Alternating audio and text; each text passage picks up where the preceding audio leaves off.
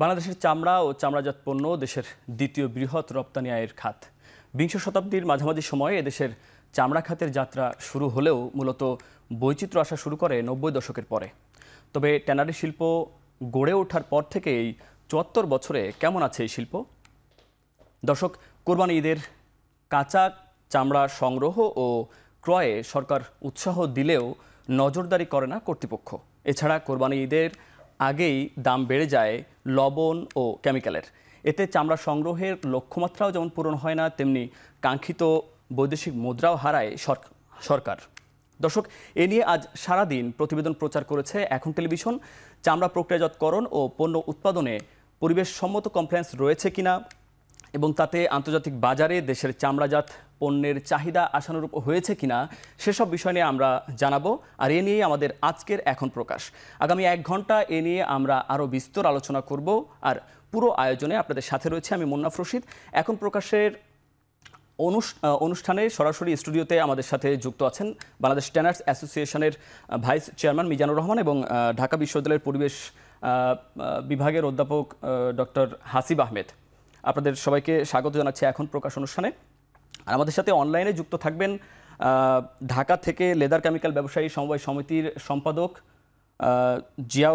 গোলাম মোহাম্মদ জিয়াউর রহমান এবং চট্টগ্রাম থেকে আমাদের সাথে যুক্ত রয়েছেন চট্টগ্রাম কাঁচা চামড়া আড়তদার সমিতির সহসভাপতি আব্দুল কাদের। আপনাদেরকেও স্বাগত জানাচ্ছি আমাদের এখন প্রকাশ অনুষ্ঠানে। শুরুতেই একটু স্টুডিওতে ফিরতে চাই। আমাদের আজকে সারাদিন যে চামড়া নিয়ে যে প্রতিবেদনটি প্রকাশ হয়েছে এখন টেলিভিশনে সারাদিন দর্শক দেখেছে, সেই টেলিভিশন প্রকাশ করেছেন আমাদের সহকর্মী সিউল আহমেদ, তিনিও আমাদের সাথে রয়েছেন।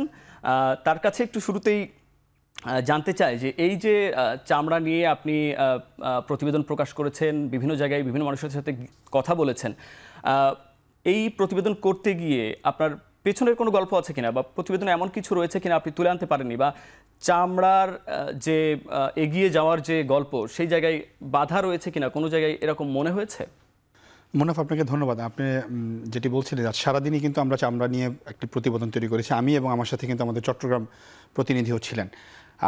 আমরা আসলে এই চামড়া নিয়ে অনেক বছর যাবতই কাজ করতেছি, অনেকগুলো প্রতিবেদন কিন্তু আমরা করেছি।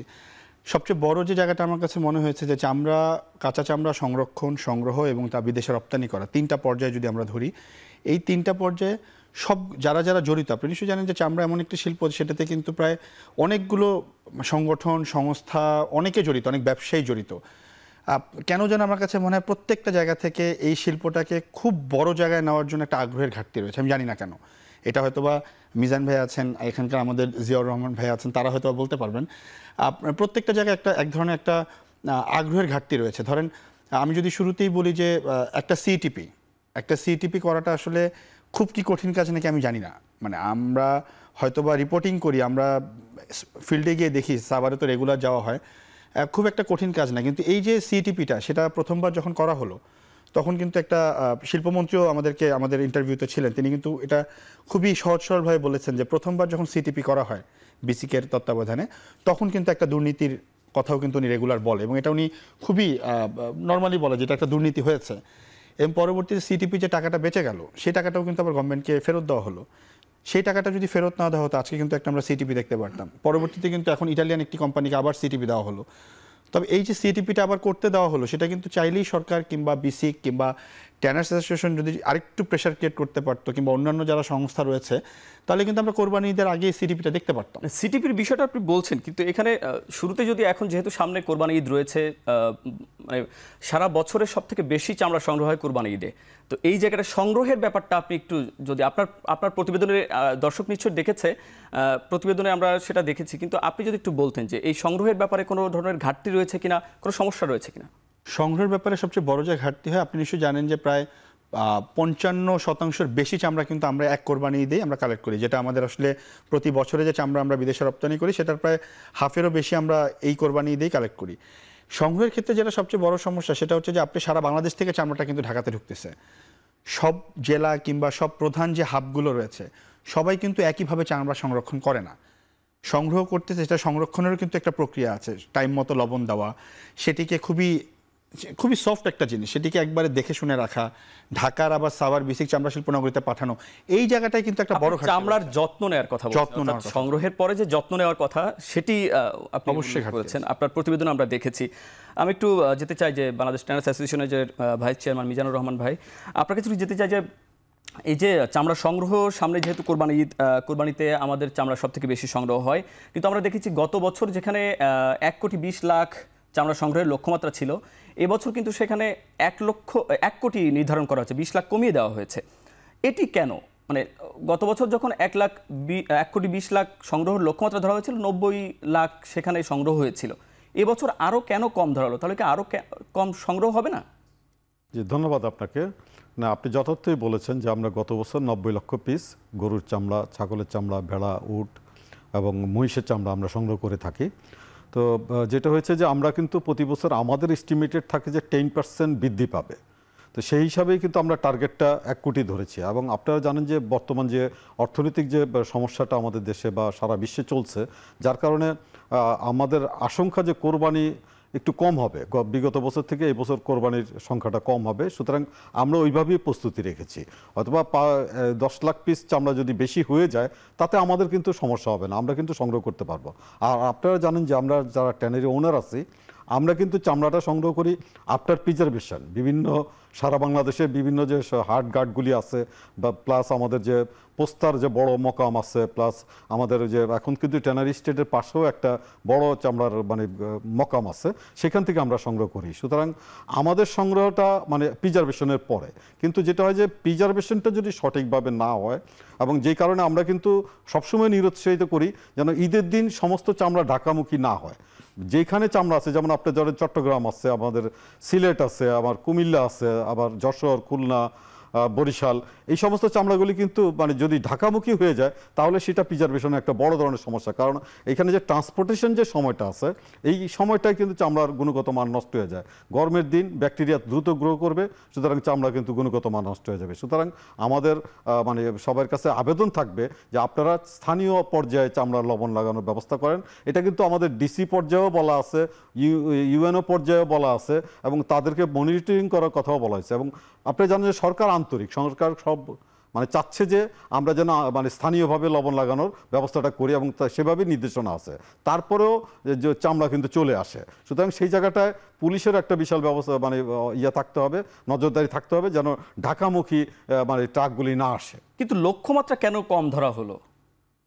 না, লক্ষ্যমাত্রা আমাদের যেটা হয়েছে যে আমাদের এক্সপোর্ট ভলিউমের কথা যদি আপনি বলেন যে হ্যাঁ, এক্সপোর্ট আমাদের সেইটা বিগত বছরের চেয়ে এই বছর একটু এখনো 2% কম আছে। সুতরাং আমরা আশঙ্কা করতেছি যে হয়তোবা সামনে আমাদের এটা একটু কমতে পারে। কিন্তু সেটার চেয়ে বড় কথা হলো যে আমরা টার্গেটটা ঠিক করে আমাদের বিগত বছরের মানে লক্ষ্যমাত্রা থেকে সেটা কিন্তু আমরা 10% বৃদ্ধি করে 1 কোটি পিস আমরা ধরেছি। আচ্ছা, ঠিক আছে, আপনার কাছে আরও অন্য বিষয়ে আসবো। এখন একটু যেতে চাই যে ঢাকা বিশ্ববিদ্যালয়ের সহযোগী অধ্যাপক ডক্টর হাসিব আহমেদ স্যারের কাছে। আপনার কাছে জানতে চাই যে আপনি তো পরিবেশ নিয়ে বিভিন্ন ধরনের কাজ করেন, বিশেষ করে যে চামড়া খাতের পরিবেশ নিয়ে আপনার গবেষণাও রয়েছে আমরা জানি। তো টেকসই উন্নয়ন লক্ষ্যমাত্রার ক্ষেত্রে এই যে চামড়া সংগ্রহ বা চামড়া পরিবেশগত দিক থেকে আমরা কি পিছিয়ে রয়েছি? আপনার কাছে কি মনে হয়? ধন্যবাদ আপনাকে। এক কথায় বলতে গেলে আসলে আমরা পিছিয়ে আছি। কারণ বিষয়টা হলো, আমরা যখন পরিবেশের কথা চিন্তা করি, তখন কিন্তু আমাদের যে পুরো চামড়ার যে প্রসেসিং যে প্রসেসটা পুরোটা আছে, কমপ্লিট যে প্রসেসটা আছে, চামড়া সংগ্রহ থেকে শুরু করে এটা প্রসেসিং এবং এটা ফাইনাল একটা প্রোডাক্টসে যাওয়া পর্যন্ত যে স্টেপগুলো আছে, প্রত্যেকটা স্টেপে আপনাদেরকে দেখতে হবে আমাদেরকে যে আসলে আমরা এনভায়রনমেন্টকে কতখানি গুরুত্ব দিচ্ছি। তো সেক্ষেত্রে দেখা যায় যে আমাদের যে অ্যাডভান্স যে টেকনোলজি যেগুলো আছে চামড়া প্রসেসিং করার জন্য, সেগুলোর কতখানি অ্যাভেলেবিলিটি আমাদের দেশে আছে। তো সেই বিষয়গুলি আমরা যদি চিন্তা করি আসলে, তাহলে কিন্তু আমরা আসলেই পিছিয়ে আছি। অ্যাডভান্স অনেক ধরনের টেকনোলজি আছে যেগুলো হচ্ছে আমরা এখনও পর্যন্ত ইউজ করি না।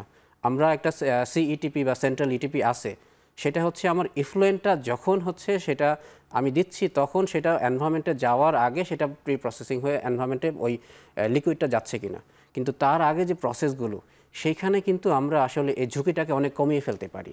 তো এই ধরনের অনেক ধরনের টেকনোলজি আছে যেগুলো টেকনিক্যালি আমরা সেটা গবেষণা করেও দেখেছি সেই বিষয়গুলো, কিন্তু সেই ধরনের প্রসেসগুলো আসলে আমাদের এখানে আমরা অ্যাক্টিভ এখনো করতে পারিনি।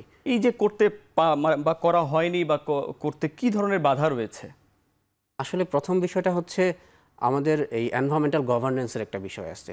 তো এই এনভায়রনমেন্টাল গভর্নেন্সের যে বিষয়টা, সেটা আসলে আমরা কতখানি যৌক্তিকভাবে বিভিন্ন সেক্টরে সেটা প্রয়োগ করতেছি। এখানে আমাদের অনেক সমস্যা আছে। যেমন ধরেন, আমাদের এখানে যে জনবলের বিষয় আছে, এটা মনিটরিংয়ের বিষয় আছে আসলে, এবং টেকনোলজিক্যাল ইনোভেশন ঠিকমতো হচ্ছে কিনা সেটা আসলে একাডেমিয়ার সাথে ইন্ডাস্ট্রিয়াল যে কোলাবোরেশনস সেটা আছে কিনা, সেই বিষয়গুলো কিন্তু আসলে একটা বড় গ্যাপ আমরা এখন দেখতে পাই। তো সেজন্য যে আমাদের রিসার্চগুলো যেগুলো হচ্ছে এই বিষয়গুলোতে নিয়ে, শুধু বাংলাদেশে না, বাইরেও কিন্তু এই ধরনের রিসার্চগুলো হচ্ছে, এবং উন্নত দেশগুলো কিন্তু সেগুলো ইউজ করতেছে সেই ধরনের ট্রিটমেন্ট প্রসেসগুলো। যেমন এখানে সালফাইড এবং ক্রোমিয়ামের একটা বড় বিষয় থাকে, যেটা এনভায়রনমেন্টে গেলে খুব ক্ষতিকর একটা দিক, একটা বায়োডাইভার্সিটি বা স্পিসিসগুলোকে নষ্ট করে ফেলতে পারে বা ধ্বংস করে ফেলতে পারে। তো এই ক্রোমিয়ামকে কমানোরও কিন্তু অনেক ধরনের প্রসেস আছে, সেগুলো আসলে আমরা ইমপ্লিমেন্ট করতেছি কিনা, আমাদের ইটিপিতে আমরা সেই ধরনের ব্যবস্থাগুলো নিচ্ছি কিনা, সেই এই বিষয়গুলো যদি আমরা ইমপ্লিমেন্ট করতে না পারি, তাহলে কিন্তু আমাদের সেই আগের অবস্থাতে আমরা থাকবো। অর্থাৎ পরিবেশগত দিক নিয়ে এখনো আসলে প্রশ্ন রয়েই গেছে। নিশ্চয়ই প্রশ্ন রয়ে গেছে, আপনার কাছে আবারও ফিরবো। আমরা একটু যেতে চাই চট্টগ্রামে, যে চট্টগ্রাম কাঁচা চামড়া আড়তদার সমিতির সহসভাপতি আব্দুল কাদের ভাইয়ের কাছে। আপনার কাছে জানতে চাই যে আমাদের সহকর্মী যে প্রতিবেদনটি করেছেন এবং এখানেও বলছিলেন যে চামড়া সংগ্রহ এবং প্রক্রিয়াজাতকরণের ক্ষেত্রে মানে অনাগ্রহের একটা ব্যাপার রয়েছে, আগ্রহ নাই। আপনাদের চট্টগ্রামের ক্ষেত্রে কি মনে হয় যে এই যে সামনে কোরবানি ঈদ রয়েছে, চামড়া সংরক্ষণ বা সংগ্রহের ক্ষেত্রে কোনো ঘাটতি রয়েছে আপনাদের? ধন্যবাদ আপনাকে সুন্দর একটি প্রশ্ন করার জন্য। আসলে ঘাটতি বলতে আমাদের যে আমরা তো চট্টগ্রামের যে চামড়া ব্যবসায়ীরা আছি, আমরা 200 থেকে 250 চামড়া ব্যবসায়ী ছিলাম। তো ওই ট্যানারি মালিকদের কিছু অবহেলার কারণে আমাদের ওই যে ওনাদের সাথে আমাদের যে লেনদেনগুলো ওগুলো ঠিকভাবে না পাওয়ার কারণে অনেক মানুষ পুঁজিহারা হয়ে গেছে, যার কারণে এই চামড়ার ব্যবসাতে আসার জন্য আগ্রহ প্রকাশ হচ্ছে না। চামড়া আমাদের জাতীয় সম্পদ, এটাকে রক্ষা করা সবার দায়িত্ব, এবং আমরা যারা মাঠ পর্যায়ে চামড়াগুলো একটি একটি করে সংগ্রহ করে চামড়াগুলো আমরা সংগ্রহ করে ট্যানারি মালিকদেরকে দিচ্ছি। তো আমাদের দিকে একটু সরকার এবং ট্যানারি মালিক যদি একটু সুদৃষ্টি দেখে, হয়তো এই ব্যবসাটা একটু আরও আগ্রহ প্রকাশ হবে এবং এই ব্যবসা আরও এগিয়ে যাবে। আরেকটি জিনিস হচ্ছে যে আপনার কোরবানি ঈদের সময় আমাদের চট্টগ্রামের যে চামড়াগুলো হয়, তো চামড়া আমাদের যে ওই ট্যানারি মালিকরা আমাদের চট্টগ্রামে কিন্তু কমে আসেন। আমরা যেহেতু চট্টগ্রামে ট্যানারি নেই, একটি মাত্র ট্যানারি আছে রিফ লেদার, তো উনি 20 থেকে 30 হাজার চামড়া চট্টগ্রাম থেকে ক্রয় করে। তো আমাদের যে 3.5 থেকে 4 লাখ চামড়া আমরা ঢাকাতে বিক্রি করতে হয়, তো আড়তদারদের মাধ্যমে। ট্যানারি আসলে তো আমরা সরাসরি চামড়াগুলি বিক্রি করতে পারি, কিন্তু ঢাকা গিয়ে যখন আমরা চামড়া বিক্রি করতে যাই, যেমন আমাদের একটা গাড়ি ভাড়া খরচ পড়ে যায় পার পিস চামড়ার প্রতি 30 টাকা করে। আবার ওইখানে আড়তে রাখলে আড়তের ভাড়া আছে 40 টাকা। আবার যে ট্যানারি মালিকের কাছে চামড়াগুলো আমরা বিক্রি করব, ওইখানে জাসনদারি আছে, তো জাসনদারি দিতে হয় 10 টাকা। আবার যখন ট্যানারি মালিকদের কাছে আমরা চামড়াগুলো বিক্রি করি, তখন একটা সমস্যার সম্মুখীন হই যে ওই যে কোরবানির চামড়াগুলোতে কাঠ থাকে বেশি, আপনার রেস কাঠ থাকে, তো ওখানে দেখা যায় 15 থেকে 20% চামড়া ট্যানারি মালিকরা বাদ দিয়ে দেয়। তো বাদ দিয়ে দিলে নির্ধারিত মূল্য থেকে আপনার ওই চামড়ার দাম হয় 3 ভাগের 1 ভাগ। তখন আমাদের যে এই আপনার নির্ধারিত একটা চামড়ার মূল্য ধরা হয়, ওই মূল্য থেকে আরও 100-200 টাকা, মনে করেন পার পিসে 150 থেকে 200 টাকা কমে যায়, যার কারণে আমরা লোকসানে পড়ে যাই। তো ওই কারণে আমরা চট্টগ্রামের অনেক, শুধু চট্টগ্রামের না, সারা বাংলাদেশের কাঁচা ব্যবসায়ীর মধ্যে অনেকজনের মানে আগ্রহ প্রকাশ কমে যাচ্ছে এই চামড়া ব্যবসার ক্ষেত্রে। ঠিক আছে, আগ্রহ কমে যাচ্ছে বলে আপনি একটি অভিযোগ বা আপনার অনুযোগ জানিয়েছেন। আমরা নিশ্চয়ই আপনার সাথে পরবর্তীতে আবার কথা বলবো। একটু যেতে চাই আমাদের লেদার কেমিক্যাল ব্যবসায়ী সমবায় সমিতির সম্পাদক গোলাম মোহাম্মদ জিয়াউর রহমান ভাইয়ের কাছে একটু যেতে চাই যে কোরবানি ঈদ আসলে দেখা যায় যে ঈদের আগে সব কিছুর দাম বেড়ে যায়। চামড়া সংরক্ষণের ক্ষেত্রে যেসব কেমিক্যাল প্রয়োজন সেইগুলোরও দাম বেড়ে যায়। এই দাম বাড়া নিয়ে কি আপনাদের সবসময় এক ধরনের অভিযোগ থাকে ট্যানারি অ্যাসোসিয়েশনের পক্ষ থেকে বা মালিকদের পক্ষ থেকে? আপনারা কেন এগুলো নিয়ন্ত্রণ করতে পারেন না? আপনাদের কোনো উদ্যোগ থাকে এগুলো নিয়ন্ত্রণের জন্য?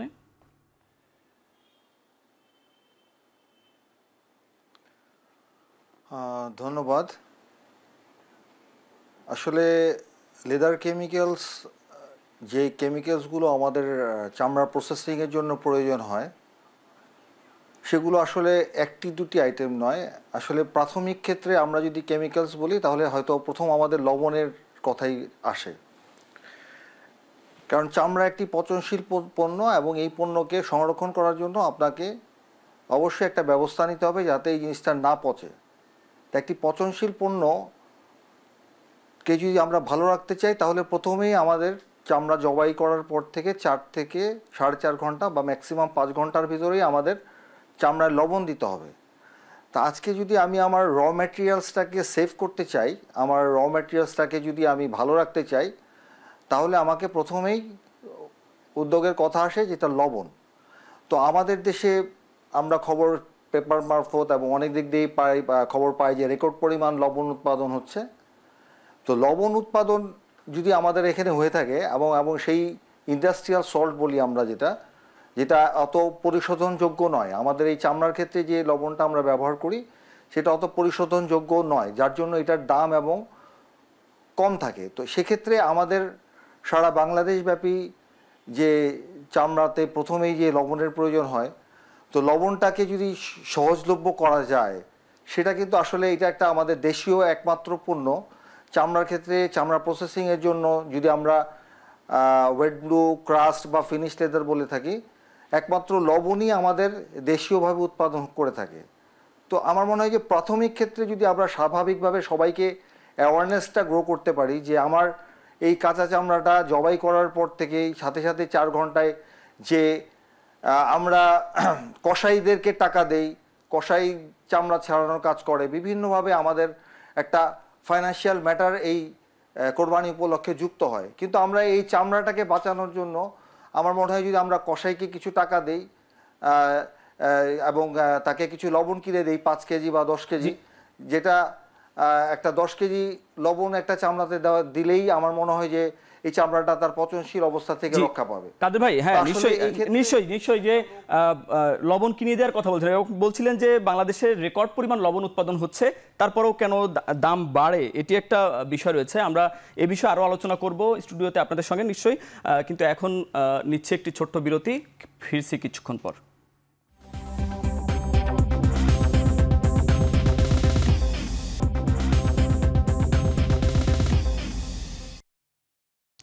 বিরতি পর ফিরে এলাম। আপনারা দেখছেন এখন প্রকাশে আজকের বিষয় নির্ধারণ করেছি চামড়ার অর্থনীতি। আমরা এই বিষয়ে আলোচনা করছিলাম। চামড়ার যে বিভিন্ন যে কেমিক্যাল রয়েছে, চামড়া সংরক্ষণের যে বিষয়গুলো রয়েছে, বিশেষ করে লবণ বা অন্যান্য যেসব কেমিক্যাল রয়েছে সেসব বিষয়ে আমরা জানছিলাম আমাদের একজন গেস্টের কাছ থেকে। এখন একটু স্টুডিওতে আমাদের ট্যানার্স অ্যাসোসিয়েশনের ভাইস চেয়ারম্যান মিজানুর রহমান ভাইয়ের কাছে একটু জানতে চাই যে চামড়া সংরক্ষণের ক্ষেত্রে, প্রিজারভেশনের ক্ষেত্রে যে লবণের সবথেকে বেশি বড় দরকার হয় এবং অন্যান্য কেমিক্যালেরও দরকার হয়, সেই জায়গাগুলো এই যে কোরবানি ঈদের আগে কেন বেড়ে যায়? অ্যাকচুয়ালি যেটা হয়েছে যে আপনারা জানেন যে এই বছর বাম্পার লবণের ফলন হয়েছে, কিন্তু দেখা যায় যে ঈদের সময় 24 আওয়ার্সের একটা বড় ধরনের ডিমান্ড থাকে, যার কারণে ওই সময়টাতে কিন্তু মানে লবণের একটা ক্রাইসিস তৈরি হয়, কৃত্রিম ক্রাইসিস ইউ ক্যান সে, যে ওই ধরনের তৈরি হয়। যার কারণে দেখা যায় যে ওই সময়টাতে এক শ্রেণী ব্যবসায়ী লবণটার উচ্চ মূল্যে দিয়ে দেয়, কারণ তখন আমার লবণ লাগবেই। সারা বাংলাদেশে ধরেন আপনার যে কোনো একটা প্রত্যন্ত অঞ্চলে একটা বাজারে সে চামড়া সংগ্রহ করলো, এখন তার কাছে 50 বস্তা লবণ আছে, এখন তার চামড়া হয়ে গেছে 100 বস্তার মতো লবণ লাগবে এরকম পরিমাণ। এই 50 বস্তা তো তখন সে পাচ্ছে না, তখন সে ওই যারা অসাধু ব্যবসায়ী আছে তারা তখন এটার দাম অনেক বেশি করে ফেলে। কিন্তু এইটা কিন্তু আমরা অলরেডি বলছি যে এটা মনিটর করা প্রয়োজন এবং সেই হিসাবে কিন্তু নির্দেশনা দেওয়া আছে। এখন মনিটরিংটা কতটুকু হয় সেটা হলো দেখার বিষয়। ওই অসাধু ব্যবসায়ীরা যখন দাম বাড়িয়ে দেয় তখন কিন্তু ওই ব্যবসায়ী চামড়া যিনি সংরক্ষণ করছেন তিনি কিন্তু আর লবণ পরে কিনতে পারেন না, অথবা বেশি দামে কিনেন। পরবর্তী কিন্তু এই যে সংরক্ষণের ক্ষেত্রে নট অনলি বেশি দামে কিনেন, তখন সে কম লাগানোর একটা টেন্ডেন্সি তার ভিতরে কাজ করে, কারণ তার তো একটা কস্টিং হিসাব করতে হবে। তখন সে কম লাগায় মানে চামড়ার গুণগত মান যখন নষ্ট হয়, তখন কি আমরা দেখেছি যে গত অর্থ বছরের 8 মাসেও রপ্তানি কমেছে, তার মানে কি রপ্তানি ক্ষেত্রেও একটি বড় বাধা হতে পারে? ডেফিনেটলি। আপনি জানেন যে আমাদের বর্তমানে যে চামড়াগুলি আমরা এক্সপোর্ট করি এর মধ্যে আমি আমার পার্সোনাল অভিজ্ঞতা যদি বলি, আমার 26,000 পিস চামড়ার মধ্যে 15,000 পিস চামড়াই আপনার গ্রেইন অফ, এই গ্রেইনটা অফটাই হয়েছে শুধুমাত্র সঠিক সময় প্রিজার্ভেশনের অভাবে।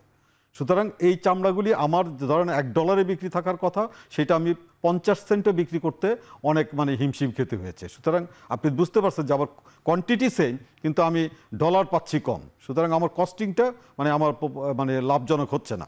জি, সংরক্ষণের ক্ষেত্রে বড় একটি বাধা রয়েছে। আমরা একটু যেতে চাই স্যারের কাছে যে আসলে এই যে সংরক্ষণের ক্ষেত্রে কি ধরনের পরিবেশগত দিক দেখা উচিত, এবং আমরা দেখেছি যে ট্যানারি শিল্প যখন হাজারীবাগ থেকে সরিয়ে নেওয়া হলো, পরিবেশগত দিক বিবেচনা করে সাভারে নিয়ে যাওয়া হলো, এই জায়গাটায় কি আসলে পরিবেশগত দিক এখন কি বিবেচনা হচ্ছে, এবং সংরক্ষণের ক্ষেত্রে কি ধরনের পদক্ষেপ নেওয়া উচিত, দুটি মিলিয়ে আপনার কাছে একটু জানতে চাই। জি, ধন্যবাদ। আসলে যে ডিসিশনটা নেওয়া হয়েছিল যে হাজারীবাগ থেকে সরিয়ে অন্য কোথাও স্থানান্তর করা, সেই ডিসিশনটা কিন্তু ঠিক ছিল। এখন কথা হচ্ছে আমরা যে উদ্দেশ্যে আমরা বুড়িগঙ্গাকে বাঁচানোর যে উদ্দেশ্যটা ছিল, মেইন উদ্দেশ্য, সেটা উদ্দেশ্যে আমরা নিয়ে গেলাম অন্য একটা স্থানে, যেটা হেমায়েতপুর এখন সাভারে আছে। সেখানে কিন্তু ধলেশ্বরী নদীর একেবারে কোল ঘেঁষেই কিন্তু আমাদের এই ট্যানারি শিল্পটা গড়ে উঠেছে। তো আমাদের যে উদ্দেশ্য ছিল একটা নদীকে বাঁচিয়ে আরেকটা নদীর পাশে যখন রাখলাম, তখন আমরা এই সতর্কতামূলক যে ব্যবস্থাগুলো সেটা কতখানি নিতে পেরেছি সেটা হচ্ছে এখন বিষয়। তো আমরা সেখানে কিন্তু আমাদের একটা সব ভালো উদ্দেশ্য ছিল, যেটা হচ্ছে আমরা সিইটিপির যেটা কথা বলি যে কমন ইটিপি থাকবে আমাদের। সেটার সমস্যা সেটা হলো যে এটার আসলে ক্যাপাসিটি, এই ক্যাপাসিটিটা আসলে কিন্তু ফিনান্সের বিষয় থাকে, এই ক্যাপাসিটির মধ্যে টেকনোলজির বিষয় থাকে, সেই বিষয়গুলো কিন্তু আসলে আমাদের সবাইকে ভেবে দেখতে হবে। তো সেক্ষেত্রে যেটা দেখা যায় আসলে ক্যাপাসিটি কিন্তু একটা নর্মাল সময়ে যে অবস্থাটা থাকে ওই সময়টাও কিন্তু যে আমি 100% এটা ফুলফিল করে আমার ডিমান্ডটা, সেটাও কিন্তু না। তো সেটা না হয় আমি কোনোভাবে মেনে নিলাম যে আমার এখানে লসটা হয়তো বা ক্ষতিটা খুব কম, কিন্তু আমার যখন এই যে ঈদুল আজহার সময়টা আসে, এই সময়টাতে কিন্তু যে প্রেশারটা হয়, তার মানে হচ্ছে এই সময়টাতে আমার এনভায়রনমেন্টের যে পলিউশনটা এখান থেকে ইটিপির যে ট্রিটমেন্ট যে প্রসেসটা থাকে সেটা কিন্তু কমপ্লিট করতে পারে না, কারণ একটা ইটিপিতে সেই এফ্লুয়েন্টটা 24 আওয়ার্স থাকতে হয়। কিন্তু সেটা দেখা যায় যে যখন বেশি প্রেশার পড়ে হয়তো বা এমন হয় যে 12 ঘন্টা 14 ঘন্টা বা 15 ঘন্টা পরে সেটাকে রিলিজ করে দিতে হয়। এখন ইটিপি নিয়ে তো অনেক প্রশ্ন রয়েছে, অনেক কিছুই দেশের মানুষও জানতে চায় যে ইটিপি কেন এখনো মুখ থুবড়ে আছে, সেটা একটা বিষয়। কিন্তু আমাদের সহকর্মীর কাছে একটু যেতে চাই যে চামড়া সংরক্ষণের ক্ষেত্রে কি ধরনের পদক্ষেপের অবহেলা দেখেছেন আপনি প্রতিবেদনের ক্ষেত্রে? মুন্নাফ, আমরা যেটা দেখলাম যে চামড়া আসলে যখন ঢাকার যে ব্যবসায়ীরা, আপনি নিশ্চয়ই জানেন যে সারা বাংলাদেশ থেকে যখন চামড়াটা আসে সেই চামড়াটা কিন্তু ঢাকার ব্যবসায়ীরা কিনে নেয়। তার আগে কিন্তু আপনার নিশ্চয়ই জানেন যে ঠিক সাভার বেসিক চামড়া শিল্পনগরীর বাইরে কিন্তু একটা আড়ত করা হয়েছে। এই যে আড়তটা করা হলো এটাও কিন্তু অনেকটা অবৈধ, এটা কিন্তু বৈধ না। আমরা গত বছরই কিন্তু আমাদের চ্যানেলে এটা নিয়ে রিপোর্ট করেছিলাম। স্বয়ং যিনি আমাদের বাণিজ্য সচিব আছেন জাকিয়া আপা, উনি কিন্তু বলেছেন এটা অবৈধ। এটাও কিন্তু একটা বড় সিন্ডিকেটের জায়গা, কারণ ওইখানে যখন সাভার বেসিক চামড়া শিল্পনগরীতে ঢোকার সময় যখন ট্রাকগুলো সেখানে রয়ে যায়, তখন যারা ভেতরের ব্যবসায়ী তারাও কিন্তু এই চামড়াটার একটা দাম নিয়েও কথা হয় যে আমার কাছ থেকে তোমাকে কিনতে হবে। সো এখানে কিন্তু অনেকগুলো বিষয়, আমি আপনার অনুমতি নিয়ে একটু মানে কাদের ভাইকে একটা প্রশ্ন করতে চাচ্ছিলাম। কাদের ভাই, আমি সিউল আহমেদ, আমি এখন টেলিভিশনের প্রতিবেদক, আজকের রিপোর্টটা আমি করেছিলাম। আমি একটু আপনার কাছ থেকে জানতে চাই, যেটা আপনারা যখন চামড়া সংগ্রহ করেন এবং সেটা যখন ঢাকায় পাঠান, ঢাকার অনেক ট্যানারি ব্যবসায়ী কিন্তু একটা অভিযোগ করেন যে সারা বাংলাদেশ থেকে যত চামড়া আসে তার মধ্যে চিটাগাং এবং হচ্ছে আপনার সিলেট, এই দুইটা জেলার চামড়া অবহেলিত অবস্থায় তারা ঢাকায় পায়। এটা আসলে কেন হয়? মানে আপনারাও কি এটা আসলে কতটুকু বিশ্বাস করেন যে চামড়াটাকে আসলেই আপনি বলছিলেন যে চামড়া আপনার দাম কম পান, এটা একটা বড় কারণ তারা বলে যে আপনাদের দাম কম পাওয়ার পিছে, এটা আসলে কেন, এই অবহেলাটা কেন করে?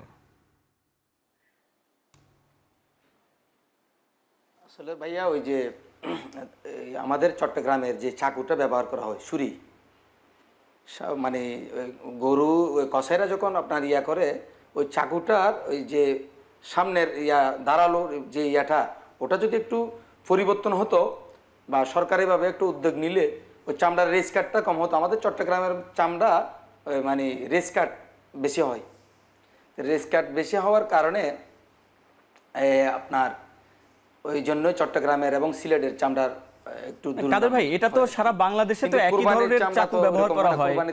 কাদের ভাই নিশ্চয়ই আমাকে শুনতে পাচ্ছেন যে সারা বাংলাদেশে তো একই ধরনের চাকু দিয়েই কসাইরা চামড়া ছোলে এবং সেটা প্রক্রিয়াজাতকরণ করে, কিন্তু আপনাদের এলাকার ক্ষেত্রে শুধু কেন এরকম ব্যতিক্রমী উদ্যোগ নিতে হবে? এছাড়া এটি তো বড় ধরনের একটি নেতিবাচক ভূমিকা পালন করে শুধু চামড়া রপ্তানির ক্ষেত্রে, কারণ গুণগত মান ঠিক থাকে না। এই জায়গাগুলো কেন আপনারা বেশি নজর দেন না? আসলে এইগুলা আমরা অনেক কর্মশালা, আমরা কিছুদিন আগেও কর্মশালা করেছি এগুলা নিয়ে, এবং আমরা অ্যানালাইজ করেছি পোস্টার ব্যানারের মাধ্যমে যে চামড়া জাতীয় সম্পদ, এটা রক্ষণাবেক্ষণ করতে হবে, এটা কিভাবে কাটলে বা কিভাবে রাখলে, যেমন এই কসাইরা যখন আপনার ছুরি দিয়ে একটা এই চামড়া খালানোর সময়, চামড়া সরানোর সময়, যে অনেক সময় দেখা যায় সরার থেকে রক্ত নিয়ে চামড়ার মধ্যে মুছে ফেলে, কিন্তু ওই রক্ত যদি চামড়ার মধ্যে পড়ে তাহলে ওই রক্ত সবার আগে পছন্দের রক্ত। তো আমরা আসলে এই ধরনের অনেক কিছু অ্যানালাইজ করি, কিন্তু সরকারিভাবে যদি আমাদের যে কসাইখানা যেগুলো আছে এগুলোতে যদি একটু আপনার করে, তাহলে হয়তো এই চাকুগুলা একটু পরিবর্তন হবে। আমরা কিন্তু অনেক চেষ্টা করতেছি। কিন্তু কাদের ভাই, আমি একটা প্রশ্ন করি, সেটা হচ্ছে, কাদের ভাই আপনি নিশ্চয়ই আমাকে শুনতে পাচ্ছেন, আপনি আসলে যে কারণটা বললেন যে এই যে চাকুর ডিজাইনটা ভিন্ন দেখে আপনাদের চামড়া আসলে ক্ষতি হয়, এত বড় একটা শিল্প যেটা আসলে বাংলাদেশের রপ্তানিতে দ্বিতীয় হিসাবে ধরা হচ্ছে, দ্বিতীয় খাত, এটা কি অনেকটা অবহেলা না? মানে আমি চাকুর মাথাটা আমার সোজা না দেখে আমার চামড়া নষ্ট হচ্ছে। 30-40 বছর যাবত আপনারা চামড়া নিয়ে ব্যবসা করছেন, আপনারা চামড়া ঢাকায় পাঠাচ্ছেন, এটা কি দায় চাপিয়ে দেওয়ার মতো একটা বিষয় হয়ে গেল কিনা কাদের ভাই? জি, এটা কি দায় চাপিয়ে দেওয়ার মতো একটা বিষয় হয়ে গেল কিনা? নিশ্চয়ই এসব বিষয়ে আরো আলোচনা করব। আমরা এখন আবারও বিরতিতে যেতে হচ্ছে। এখন প্রকাশে নিচ্ছি ছোট্ট একটি বিরতি, ফিরছি কিছুক্ষণ পর।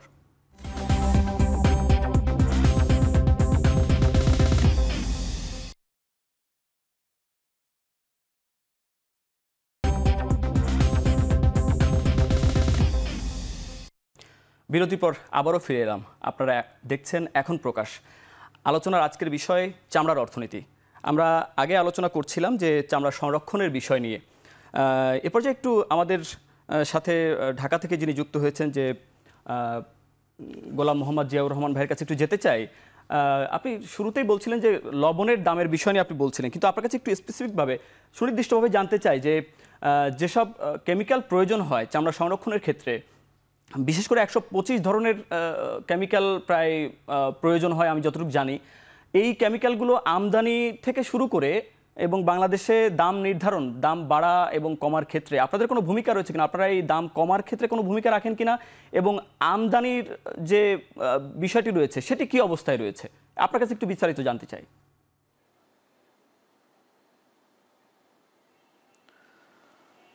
আসলে কেমিক্যালসের সাপ্লাই অ্যান্ড ডিমান্ড, এইটা আসলে আমাদের লেদারের ক্ষেত্রে সবচেয়ে বেশি যেটা উল্লেখযোগ্য সেটা হচ্ছে আর্টিকেল বেস। মানে আপনি একটি আর্টিকেল তৈরি করতে চাইলে সেই আর্টিকেলটি কি শু আপার হবে, না ব্যাগ লেদার হবে, না লাইনিং লেদার হবে, তো এরকম আর্টিকেল বেস কেমিক্যাল সাপ্লাই প্রয়োজন হয়। তো আসলে লেদারের বিজনেসটা টোটালি ফ্যাশন বেস। আসলে পৃথিবীব্যাপী আমরা যদি চিন্তা করে দেখি যে আমাদের এই চামড়ার যে ব্যবসাটা চলছে সেটা আসলে টোটালটাই একটি ফ্যাশন বেস। কারণ আমরা যখন একটা এক্সপোর্ট মার্কেট নিয়ে চিন্তা করতে চাই, তখন সেই মার্কেটের মধ্যে কী ধরনের আর্টিকেলের প্রয়োজন রয়েছে এবং সেই আর্টিকেলগুলো করতে আমাদের কি কেমিক্যালস দরকার। এইটা এভাবে বলা যাবে না যে আমি একটি আর্টিকেল তৈরি করেছি, সারা জীবন এই আর্টিকেলটা চলবে, সারা জীবন এই আর্টিকেলটার এই কেমিক্যালগুলো আমাদের সাপ্লাই চেইনে রাখতে হবে, তাহলে কখনো শর্ট পড়বে না। কিন্তু আমাদের যেহেতু এইটা একটা ফ্যাশন বেসড বিজনেস, এবং সেই ফ্যাশন বেসড বিজনেসে যে ধরনের আর্টিকেলগুলো প্রয়োজন হয়, হয়তো চামড়ার বেসিক স্টেজ পর্যন্ত আমরা যদি বলি ওয়েট ব্লু, যেটা আমরা কাঁচা চামড়া থেকে কেমিক্যাল প্রসেসিং করার পরে ওয়েট ব্লু হয়, ওয়েট ব্লুর পরে আবার আমরা কেমিক্যাল প্রসেসিং করার পরে ক্রাশ লেদার হয়, এবং ক্রাশ লেদার আবার প্রসেসিং করার পরে এটা ফিনিশ লেদার হয়, এবং তারপরেই সেটা ব্যবহারযোগ্য হয়। তো এই যে স্টেজগুলোতে যে কেমিক্যালের সাপ্লাইগুলো লাগে, এখানে আসলে একমাত্র ওয়েট ব্লু পর্যন্ত আমরা বলতে পারি যে এই কেমিক্যালসগুলো মোস্টলি কমন কেমিক্যালস। তো এই কমন কেমিক্যালসগুলো আসলে আমরা যদি কমন কেমিক্যালসগুলো কি আমদানির ক্ষেত্রে আপনাদের কোনো বাধা হচ্ছে কিনা? আমদানি করতে এবং এই দাম নিয়ন্ত্রণে এগুলোর তো যেহেতু কমন বলছেন, সেহেতু বেশি সাপ্লাই থাকে, সরবরাহ থাকে সাধারণত বেশি, দামের ক্ষেত্রে কি আপনার কোনো ভূমিকা থাকে কিনা?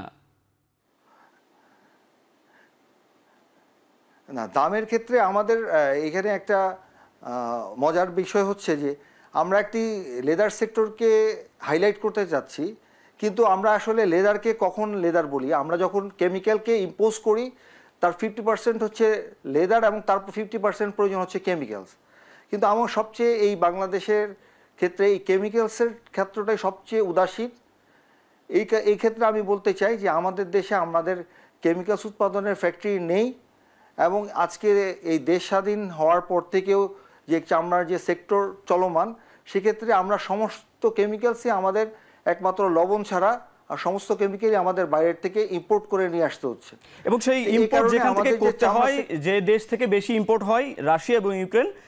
রাশিয়া এবং ইউক্রেনে এখন যুদ্ধ রয়েছে, সেখান থেকে নিশ্চয়ই আপনাদেরও বেগ পেতে হচ্ছে। আপনার কাছে আবারও ফিরবো।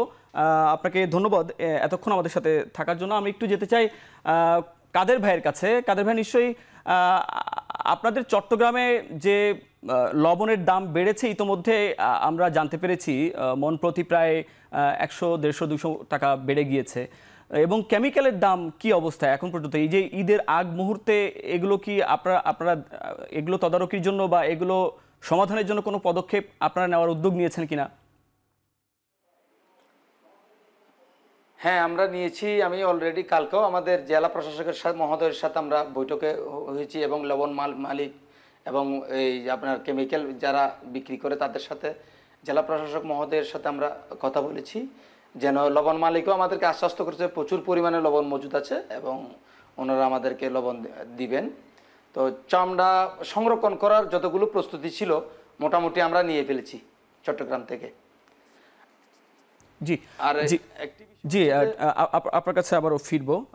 এখন একটু মিজান ভাইয়ের কাছে একটু জানতে চাই যে আমাদের যে LWG সনদের ব্যাপারে আমাদের বেশ প্রশ্ন রয়েছে। দেশে প্রায় 200টিরও বেশি ট্যানারি কারখানা রয়েছে, কিন্তু 5টির মতো প্রতিষ্ঠানের শুধু LWG স্বীকৃতি আছে, এবং সেগুলো যে শিল্পনগরে রয়েছে সাভার, তারও বাইরে, এমনকি ঢাকারও বাইরে। এগুলো কেন? এটি অর্জন না করতে পারলে তো নিশ্চয়ই রপ্তানির ক্ষেত্রেও বাধাগ্রস্ত হব। আপনার কাছে কি মনে হয়, এগুলো কি সমাধান হয়েছে না হওয়ার পথে? আপনি যদি দেখেন যে 5টি মানে ট্যানারি LWG সার্টিফিকেট পেয়েছে, আপনি যেমনটি বলেছেন এগুলি সবগুলি ঢাকার বাইরে। তার মধ্যে একটি চিটাগাং রিপ, যশোরে 2টি আছে এবং একটি সাভার এলাকায় আছে, এবং এইগুলি সবগুলি কাঁচা থেকে ফিনিশ চামড়া পর্যন্ত করে থাকে। তো যেটা হয়েছে যে এই সমস্ত ট্যানারিগুলি আমরা যে সমস্ত অ্যাওয়ারনেস প্রোগ্রাম করেছি, গ্যাপ অ্যানালাইসিস করেছি ট্যানারি স্টেটে, সেখান থেকে 7, 9, 10 এই ধরনের যারা মার্কিংয়ে আছে, র্যাঙ্কিংয়ে আছে, তারা LWG সার্টিফিকেট পেয়েছে। তার মানে 1 থেকে 6 পর্যন্ত ট্যানারিগুলি সাভার স্টেটেই আছে। তাইলে তারা পাচ্ছে না কেন? তারা পাচ্ছে না, সেই ঘুরে ফিরে এক কথা, সিটিপিতে 300 মার্ক আছে। 300 মার্কের মধ্যে তাকে পাস করতে হবে, তাহলে আমি পাস করব। সে পাসটা করলে আমি যত মার্কই পাই আমি ফেল। সুতরাং সেই জায়গাটায় সবার আগে গুরুত্ব দিতে হবে। আমাদের এই মুহূর্তে আমাদের ট্যানারি স্টেটে 15টি tannery ready for LWG certificate. Just they are waiting when CTP will ready. So আমাদের মানে দুঃখজনক ব্যাপারটা হলো এটা। আর এবং সেটার কারণে এই যে আমরা নন কমপ্লায়েন্স যারা বায়ার আছে, যাদের কমপ্লায়েন্সটা তত গুরুত্ব দিতে হয় না, তাদের কাছে অর্ধেক দামে চামড়াগুলি বিক্রি করতে হয়, এবং তারা এই চামড়া নিয়ে 3 টাইমস 4 টাইমস বেশি দামে আবার এক্সপোর্ট করতে পারছে, কিন্তু আমরা সেই সুযোগটা পাচ্ছি না। আপনারা জানেন যে আমাদের কোরিয়াতে একটা হিউজ মার্কেট ছিল, আমাদের ইউরোপের ইটালিতে একটা হিউজ মার্কেট ছিল, স্পেন একটা মার্কেট ছিল, আমেরিকাতে আমাদের ইনডাইরেক্টলি মার্কেট ছিল, অন্য দেশ থেকে যেত, কিন্তু সেটা টোটালি বন্ধ হয়ে গেছে এই ধরনের সার্টিফিকেশন বা কমপ্লায়েন্সের অভাবে। এবং সেটাতে আমরা প্রতিনিয়ত মানে এখন স্ট্রাগল করতেছি যে কবে আমাদের সেই সুদিন ফিরে আসবে যখন আমরা মানে প্রফিটের মুখ দেখবো। এখন কিন্তু আমরা হিউজ লসের ভিতর দীর্ঘদিন হয়ে গেল এই হাজারীবাগ থেকে ট্যানারি শিল্প নিয়ে যাওয়া হয়েছে, তো এখনো পর্যন্ত কেন? আপনার কাছে কি মনে হয় এখনো পর্যন্ত কেন ব্যর্থ? প্রথমত ওই যে আমি প্রথম যেটা বললাম যে এখন আমরা কমপ্লায়েন্সে পিছিয়ে গেছি, আর এই যে কমপ্লায়েন্সের ব্যাপারটা ছিল, আপনার যে হোল সাপ্লাই চেইন আপনার কমপ্লায়েন্স থাকতে হবে, যেটা কিন্তু রিসেন্টলি গত 4-5 বছর বা 6 বছর সারা বিশ্বে আলোচিত বিষয়। তার আগ পর্যন্ত কিন্তু এই জিনিসটা অত গুরুত্ব সহকারে বিবেচনা করা হতো না। কোরিয়াতে আমাদের যেমন মাইকেল কোর্সের মতো কোম্পানি, যারা আমেরিকান কোম্পানি, তারা কিন্তু কোরিয়ার থেকে আমাদের চামড়াগুলি নিয়ে যেত, আমরা কোরিয়াতে এক্সপোর্ট করতাম, সেখান থেকে নিত। কিন্তু সাপ্লাই চেইনেতে যেহেতু এখন সাপ্লাই চেইনে আমরা মিস করছি কমপ্লায়েন্স, সুতরাং তাদের নির্দেশনা আছে উইথাউট কমপ্লায়েন্স ওই সমস্ত ফ্যাক্টরি থেকে চামড়া নেওয়া যাবে না। সুতরাং সেই জায়গাটায় আমরা প্রাইসের দিক দিয়ে অনেক পিছিয়ে আছি। প্রাইসের দিক দিয়ে পিছিয়ে আছেন। এছাড়াও যে এলডব্লিউজি সনদ পাওয়ার ক্ষেত্রে সিইটিপি একটি বড় ধরনের বাধা রয়েছে, এই বিষয়ে আরও আলোচনা করব, কিন্তু এই মুহূর্তে একটি বিরতি নিতে হচ্ছে। ফিরছি কিছুক্ষণ পর।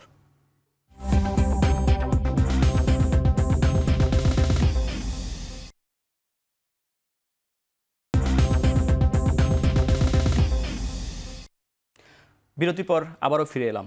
আপনারা দেখছেন এখন প্রকাশ। বিরতিতে যাওয়ার আগে আমরা আলোচনা করছিলাম সিইটিপি নিয়ে, এবং বাংলাদেশের যে 200টি কারখানা রয়েছে তার মধ্যে 5টি কারখানা মাত্র এলডব্লিউজি সনদ পেয়েছে। এবং এই যে সিইটিপির ক্ষেত্রে মানে সিইটিপিটা পরিপূর্ণভাবে না থাকার কারণেই কিন্তু এই যে এলডব্লিউজি সনদটা পাওয়া সম্ভব হচ্ছে না, ফলে রপ্তানিতেও আসলে অনেক ধরনের বাধা পেতে হচ্ছে। স্যার, আপনার কাছে একটু জানতে চাই যে এই যে এলডব্লিউজি সনদ পাওয়ার ক্ষেত্রে সিইটিপি সব মিলিয়ে একটু আমাকে একটু বলবেন যে আসলে সিইটিপিটা কতটুকু প্রয়োজন এবং এলডব্লিউজিটা কতটুকু প্রয়োজন? জি, ধন্যবাদ আপনাকে আবার। তো আসলে আমাদের যে মেইন বাধাটা আমরা দেখি যে বিশেষ করে যে হেমায়তপুরে যে আমাদের ট্যানারিটা এবং এলডব্লিউজি সনদটা, সেখানে কিন্তু 19টা ক্যাটাগরিতে তারা কিন্তু আসলে অ্যাসেসমেন্টটা করে, এবং সেখানে দেখা যায় যে 19টা ক্যাটাগরি থেকে অ্যাসেসমেন্টটা করার পরে 19টার মধ্যে আবার অনেকগুলো সাব ক্রাইটেরিয়া আছে। তার মানে কিছু প্যারামিটার, ভ্যারিয়েবল, এইভাবে করে তারা কিন্তু কিছু ডাইমেনশনে সেই বিষয়গুলোকে তারা ক্যাটাগরাইজ করে ফেলে। এখন দেখা যায় যে এই 19টা যে আমার যে স্ট্যান্ডার্ড আমার থাকতে হবে, তো সেটা কিন্তু একেবারে ইনিশিয়াল স্টেজ থেকে শুরু করে ফাইনাল একদম প্রোডাক্টস পর্যন্ত সেই বিষয়গুলো কিন্তু কমপ্লায়েন্সের মধ্যে দেখা হয়। তো উন্নত বিশ্বগুলো যেগুলো করে সেটা হচ্ছে নো কমপ্লায়েন্স নো বিজনেস, এই পলিসিতে তারা রান করে। কিন্তু আমাদের এখানে বিভিন্ন সমস্যার কারণে অথবা ফিনান্সের কারণে সেই বিষয়টা আমরা যেতে পারি না। কিন্তু যেটা বিষয় হলো সেটা তো আর এলডব্লিউজি সেটা আমাদেরকে মানে সেই বিষয়টা ছাড় দিবে না। তো এখন বিশ্ব এগিয়ে যাচ্ছে, সেক্ষেত্রে আমাদেরও কিন্তু এই বিষয়টা ভাবতে হবে যে সিইটিপিটাকে কমপ্লিট করা আমাদের আসলে এটা যে আমাদের যে ডিমান্ডটা আমরা জানি, কিন্তু এটা কিন্তু আজকের বিষয় না বা এই গত কয়েক বছরের বিষয় না, এটা কিন্তু চিরাচরিতভাবে একটা সময়ে আমরা সবসময় দেখি যে ওই সময়টা এই প্রেশারটা বেশি পড়ে। তো আমার এমন ক্যাপাসিটি ডেভেলপ করা সিইটিপিতে, যাতে আমার যে এক্সট্রা ইফ্লুয়েন্টটা আমার আসতেছে একসাথে, সেটাকে সহজাত সেটাকে আমি একসাথে প্রসেসিংটা করতে পারি। এবং আরেকটা বিষয় যেটা হলো যে আমি যখন এই পানিটা যখন ইউজ করি, তখন কিন্তু একটা আশ্চর্যজনক বিষয় সেটা হলো যে এখানে যেই পানিটা ইউজ করা হয় দেখা যায় নিয়ার টু ডাবল পানি আমি এখানে খরচ করি, যেটা হচ্ছে স্ট্যান্ডার্ড, যেটা আমরা অন্যান্য বিশ্বে দেখি, যেটা সেই এই ওয়াটারের ইউজটাও কিন্তু এটা এফিসিয়েন্ট করা। তো যত আমার ওয়াটারের ইউজটা এফিসিয়েন্ট হবে, তত আমার সিইটিপিতে কিন্তু এফ্লুয়েন্টটা আমার কম যাবে। তো সেক্ষেত্রেও কিন্তু আমার এই প্রেশারটা সেখানে কমে যায়। তো যেমন আমরা ওয়াশিং বা ডাইনিং, সিইটিপির একটি বিশাল গুরুত্ব রয়েছে, এটা আসলে কোনোভাবেই এড়িয়ে যাওয়ার সুযোগ নেই। সহকর্মী সিউল আহমেদের কাছে একটু যেতে চাই যে এই যে প্রতিবেদন করতে গিয়ে সিইটিপির বিষয়টি দীর্ঘদিন ধরেই প্রশ্ন রয়েছে। এই হাজারীবাগ থেকে যখন সাভারে স্থানান্তর করা হলো, এরপরেও সিইটিপি কেন এতদিন মুখ থুবড়ে পড়ে আছে? প্রতিবেদন করতে যে আপনার কি বিষয়টা হচ্ছে কি, আমি আপনাকে খুব সহজ ভাষায় বলি, সেটা হচ্ছে গার্মেন্টস দেশের 1 নম্বর শিল্প। আপনি নিশ্চয়ই জানেন, আপনি নিজেই গার্মেন্টস বিটে অনেক বছর কাজ করেছেন। এই গার্মেন্টস থেকে কিন্তু বর্জ্য বের হচ্ছে, এটা কিন্তু তারা রিসাইকেলের মাধ্যমে রিইউজ করছে, যেটা আসিফ স্যার বললেন। চামড়ার ক্ষেত্রে এই জিনিসটা হলোই না, মানে সেটা তো রিইউজ পরের বিষয়। এখন যেটা আমাদের অলরেডি সিইটিপিটা আছে, এটাও কিন্তু কার্যকরী না। এবং যখন আপনি সাভার থেকে নিয়ে মানে হাজারীবাগ থেকে সাভারে স্থানান্তরিত করলেন চামড়া শিল্প, সেটা একটা বিষয় রয়েছে। সিইটিপির কারণে যে এলডব্লিউজি যে সনদটা পাওয়া হচ্ছে না, এর ফলে রপ্তানিতে কি কোনো প্রভাব পড়ছে? 100%। আপনি তো এখন চামড়া শুধুমাত্র আমাদের কাছ থেকে চীন কিনে নিয়ে যাচ্ছে, চায়না আমাদের কাছ থেকে খুব কম টাকায় চামড়া কিনে। বাংলাদেশের এরকম অনেক ফ্যাক্টরি আছে যারা আমাদের চামড়া চায়নাতে কেনার পর চায়নার কাছ থেকে আমরা সেই চামড়া আরও বেশি দামে কিনতেছি। অন্য দেশ তো আমি বাদই দিলাম। সুতরাং আপনি যখন সিইটিপি ঠিক না করবেন, মানে এই সিইটিপিটা হয়ে গেছে কি, এটা কারো মানে কেউই এটা নিয়ে আসলে খুব একটা মাথা ঘামাচ্ছে না, কিন্তু সিটিপি যখন হবে, এখন আপনি 5টা লেদার কোম্পানিকে বলছেন হচ্ছে তারা এলডব্লিউ সার্টিফিকেট পেলো, একটা সিটিপি হয়ে গেলে কিন্তু একসাথে 120টা 130টা 140টা সবাই পাবে। তখন কিন্তু আপনি আর এই অপশন দিতে পারবেন না যে আমার শুধু চায়নাতেই বিক্রি করতে হবে। অর্থাৎ এই যে আমাদের দেশের পণ্য আবার চীনে নিয়ে যাওয়ার পরে সেখান থেকে আবার আমাদেরই কিনতে হচ্ছে। এতে আসলে আর্থিকভাবে আমরা ক্ষতিগ্রস্ত হচ্ছি। অন্যান্য দেশগুলো যখন কিনছে তারা কিন্তু আরো বেশি দামে কিনছে। নিশ্চয়ই আপনাকে ধন্যবাদ। এখন এ পর্যায়ে একটু মিজান ভাইয়ের কাছে জানতে চাই যে এই যে সিটিপি নিয়ে আপনি নিশ্চয়ই বলেছেন কিছুক্ষণ আগে, আমরা জেনেছি কেমিক্যাল নিয়ে আপনার একটি অভিযোগ রয়েছে নিশ্চয়ই, আমি কিছুক্ষণ আগে আপনি বলছিলেন, এই মানে কি বিষয়টা কি, কেমিক্যালের দাম বাড়ানো এবং দাম কমানোর বিষয়টি কিভাবে নিয়ন্ত্রণ করা হয় বা নিয়ন্ত্রণ হয় না কেন? জি, আমাদের যে ট্যানারি সেক্টর আছে, আপনারা জানেন যে 200টি ট্যানারির মধ্যে মাত্র 20টি tannery bonded warehouse, bonded মানে তাদের লাইসেন্স আছে, মানে তারা বিনা শুল্কে কেমিক্যাল আনতে পারে। আর 180টি ট্যানারি কিন্তু আনতে পারছে না, তাদের 30 থেকে 35% শুল্ক দিয়ে তারপর কেমিক্যাল ইম্পোর্ট করতে হচ্ছে, যার কারণে কেমিক্যালের প্রাইস কিন্তু অনেক বেড়ে যাচ্ছে, যার কারণে আমাদের কস্টিং বেড়ে যাচ্ছে। এবং সেই কারণে কিন্তু আমরা চামড়া কিনতে 3বার চিন্তা করি যে এই চামড়াটা যদি আমি কিনি, আগে যেটা আমাদের ধরেন একটা চামড়াতে 500 টাকার কেমিক্যাল ইউজ হইতো, এখন সেখানে 1500 টাকার কেমিক্যাল ইউজ হচ্ছে, ডলার প্রাইস বাড়ছে এবং সেই সাথে আপনার ট্যাক্সও বেড়েছে, যার কারণে আমরা কিন্তু এইবারও বাজেটের পূর্বে আমরা সুপারিশ করেছি আমাদেরকে একটা ফ্ল্যাট রেট দেওয়া হোক, যেটা ভিয়েতনাম ফলো করতেছে। আপনার 50% এক্সপোর্টের এগেনস্টে 50% উইথাউট ডিউটি আমি আনতে পারবো। সবাইকে তো আপনি বন্ডেড ওয়্যার হাউস দিতে পারবেন না। যদি এই সমস্ত জিনিসগুলি মানে সঠিকভাবে বা পলিসি সাপোর্ট দেওয়া হয়, তাহলে আমরা ভিয়েতনামের কাছাকাছি চলে যেতে পারবো। ভিয়েতনাম যেখান থেকে শুরু করেছে $100 মিলিয়ন থেকে, এখন তাদের $27 বিলিয়ন এক্সপোর্ট হচ্ছে, যদিও তাদের র ম্যাটেরিয়ালস দেয়। আর আমাদের র ম্যাটেরিয়ালস থাকার পরও আমরা 1 বিলিয়নের ঘরে ঘোরাঘুরি করছি। সুতরাং আমাদের কেমিক্যালের ব্যাপারটা কিন্তু সিরিয়াসলি দেখা উচিত। এখানে কয় টাকা সরকার ট্যাক্স পাচ্ছে, কিন্তু এই জায়গাটা যদি আমাকে ছাড় দেয়, তাহলে আমি কিন্তু বিশাল পরিমাণে ফরেন কারেন্সি এনে দিতে। বাজেটে কি এই ধরনের কোনো উদ্যোগ দেখেছেন আপনারা? না, আমি এখন পর্যন্ত দেখি নাই, কিন্তু আমাদেরকে আশ্বস্ত করা হয়েছিল তারা এটা নিয়ে ওয়ার্ক করবে। বিশেষ করে ওইখানে কয়েকজন কমিশনার ছিলেন, মেম্বার ছিলেন, আমাদেরকে আশ্বস্ত করেছিলেন, কিন্তু আমরা এখনও রিফ্লেক্ট দেখি নাই। ডিটেলসটা দেখলে হয়তো বুঝতে পারবো, বাট আমি খুব একটা আশাবাদী না, কারণ এই জায়গাটায় তারা হয়তো বা ট্যাক্স দিবেই। কিন্তু আপনি জানেন যে ট্যানারি সেক্টরে যে কেমিক্যালগুলি আছে, এগুলি বেসিক কেমিক্যালস, এগুলি কিন্তু অন্য সেক্টরে ইউজ করা যাবে না। সুতরাং যে আনবে সে কিন্তু ট্যানারি সেক্টরে ইউজ করবে। সুতরাং এইটা নিয়ে এরকম মানে অল্প কয়টা টাকা আপনার রাজস্ব বৃদ্ধি করে আপনার বিশাল পরিমাণ আমি ফরেন কারেন্সি হারাচ্ছি, সেটা কিন্তু সঠিক হচ্ছে না। নিশ্চয়ই দেশের দ্বিতীয় বৃহত্তম রপ্তানি শিল্প হচ্ছে চামড়া শিল্প। সেই শিল্পে নিশ্চয়ই আগামীতে নীতি সহায়তা দিবেন, বাজেটে বিভিন্ন ধরনের সুবিধা থাকবে, তেমনটি প্রত্যাশা করছি। স্টুডিওতে আমাদের সাথে যুক্ত থাকার জন্য আপনাদেরকে ধন্যবাদ। এবং চামড়া সংরক্ষণ, সংগ্রহর পর সংরক্ষণ এবং প্রক্রিয়াজাতকরণের মাধ্যমে রপ্তানি বাড়বে, এমন প্রত্যাশা নিয়ে আজকে শেষ করছি এখন প্রকাশ। এতক্ষণ সঙ্গে থাকার জন্য সবাইকে ধন্যবাদ।